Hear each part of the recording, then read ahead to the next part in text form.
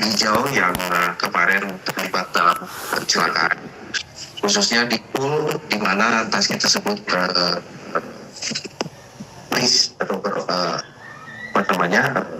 ditempatkan.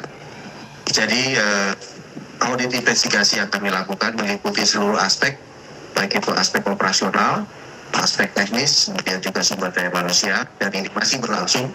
Kami ingin memastikan betul bagaimana perusahaan tersebut dalam memberikan layanan kepada publik, apakah mematuhi kaidah-kaidah keselamatan khususnya dan juga kaidah-kaidah operasional sebagai perusahaan taksi yang beroperasi untuk umum.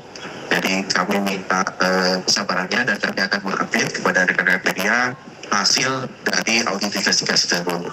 Yang perlu kami sampaikan bahwa kami tidak akan segan-segan melakukan penindakan apabila ditemukan pelanggaran-pelanggaran yang cukup serius.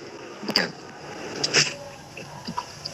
Ya, tentunya seperti yang saya sampaikan sebelumnya adalah kita mendukung penuh investigasi yang sedang dan akan dilakukan oleh KNKT, dan tentunya kita juga akan mematuhi dan akan mengikuti semua rekomendasi yang akan dilakukan oleh KNKT. Untuk sementara itu yang bisa saya jawab. Dari 2008 sekarang ada penambahan ya, perlintasan sebidang ini pada saat ini kami dengan Kementerian Perhubungan dalam hal ini Dirjen Kereta Api itu melakukan penertiban yang sangat ketat sekali. Ya, tapi tentunya kami mengharapkan dukungan dari masyarakat juga dalam dua hal.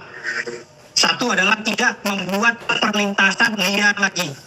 Saya ulangi, tidak membuat perlintasan liar lagi.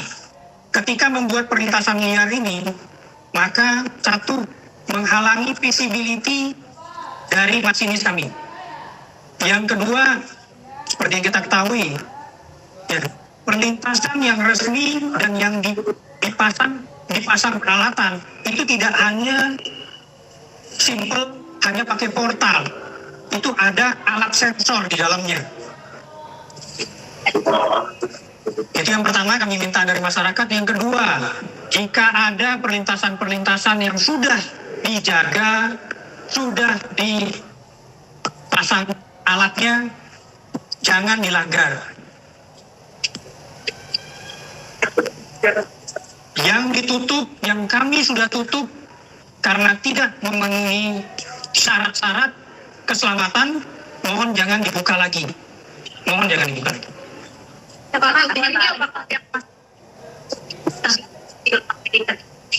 Ampera tepatnya apa masih ada tanggal-tanggal itu pada dilalui masyarakat di 24 jam masih terlihat cara radikal tidak ada palang seperti apa? Kami sudah mendapatkan arahan kemarin berdua dengan Pak Menteri dari Presiden langsung bahwa dari 1.800 perlintasan yang kita identifikasi jenisnya seperti ini, itu akan kami lakukan peningkatan atau pemenuhan syarat-syarat dari keselamatan. Baik itu dalam memasang flyover atau memasang palang pintu yang bersistem, yang ada sifatnya.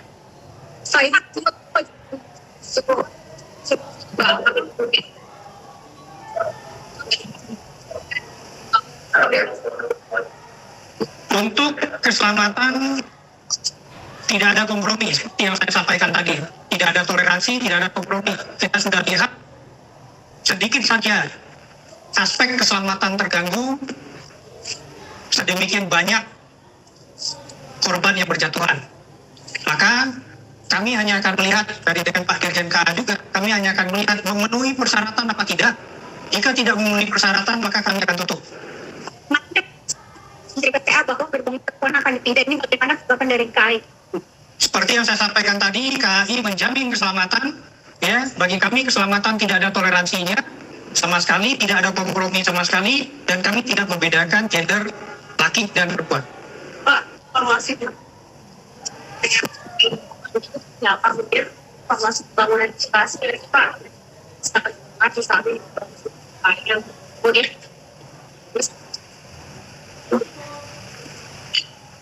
Ya, Sekali lagi saya sampaikan, bagi kami PT Kereta Api Indonesia, keselamatan adalah nomor satu. Tidak ada toleransi, tidak ada kompromi, baik pelanggan atau pengguna jasa perempuan maupun pengguna jasa dari laki-laki.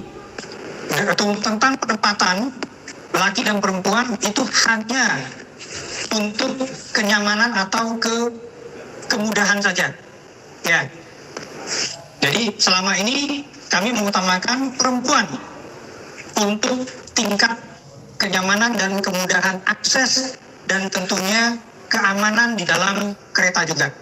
Yang pertama, yang kedua tentunya sesuai dengan arahan Bapak Presiden kemarin, kita langsung hari ini jalan untuk membenahi dan melakukan aksi-aksi yang sangat penting untuk menangani perlintasan ini, baik itu perlintasan yang resmi atau yang terdaftar, tidak ada peralatannya, tidak ada penjaganya. Kami akan lakukan peningkatan atau pemenuhan dari syarat-syaratnya, dari SPM-nya. Kemudian yang perlintasan liar, kami juga akan melakukan aksi selama tidak memenuhi aspek keselamatan. Kami mohon media, teman-teman media, membantu kami menyuarakan kepada masyarakat juga. Kalau tidak memenuhi keselamatan dan membahayakan jiwa, maka kami akan tutup. Pak Menteri, Pak Menteri terkait dengan proyek dari double track atau Dwi Gada, Pak, di jalur Bekasi Cikarang, apakah sudah masuk ke dalam DIPA APBN, Pak? Jika belum, kapan? Baik, untuk pembangunan double track kami akan menyelesaikan tentunya dengan PT KAI. Ada yang investasi PT KAI dan juga ada yang menjadi bagian dari program pemerintah. Ke depan dapat bisa saya sampaikan kepada teman-teman bahwa Kementerian Perhubungan akan menyerahkan pengelolaan prasarana kepada PT KAI, sehingga Kementerian Perhubungan hanya menjadi regulator.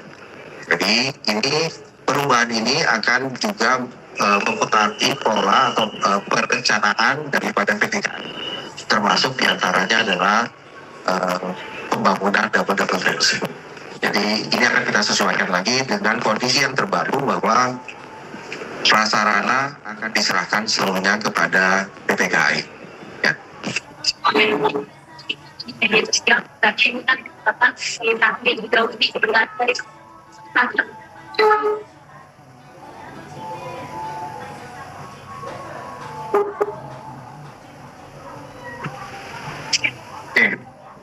Berkaitan dengan statement Pak yang mengatakan bahwa ini adalah pajak, ini harus kami verifikasi karena tentunya pemerintah dalam memberikan izin kendaraan yang beroperasi itu sudah melalui proses-proses. Jadi kita harus melihat kembali bahwa informasi itu sebagai bentuk sebagai produk cacat tidak serta-merta bisa kita mengatakan bahwa itu betul, tapi akan kami verifikasi. Harus kami lihat lagi proses dan keseluruhannya. Tapi yang pasti kendaraan yang beroperasi di jalan di Indonesia sudah melalui tahapan-tahapan dan proses itu tentunya sudah mereka lalui. Bahwa akan dievaluasi, ya, karena setiap kendaraan pun, setiap model baru yang akan beroperasi di jalan itu akan melalui proses dari mulai pemeriksaan dari proses produksinya sampai kemudian kepada uji coba di jalan. Jadi mengatakan bahwa itu cacat, itu harus kita lihat lagi bagaimana kendaraan tersebut dari mulai produksi di pabrik sampai dengan uji tipe, uji laik jalan dan sebagainya. Coba. Satu lagi sini ya. Peningkatan kita apakah sampai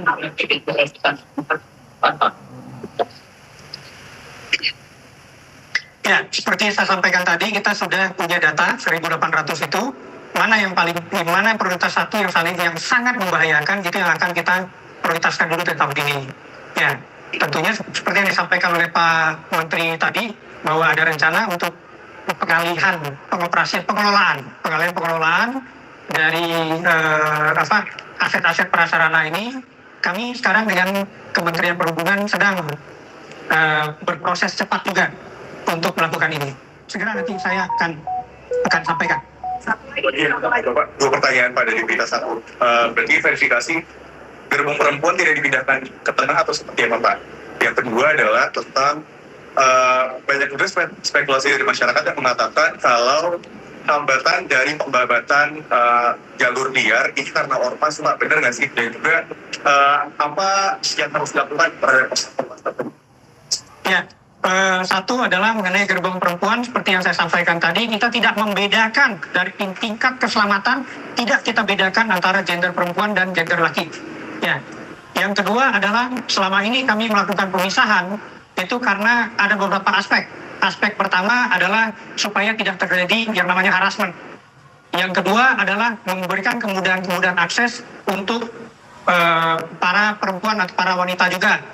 Yang ketiga adalah memberikan security yang lebih, karena itu kan lebih dekat dengan penjaga yang ada di itu, maka dari ujung ke ujung.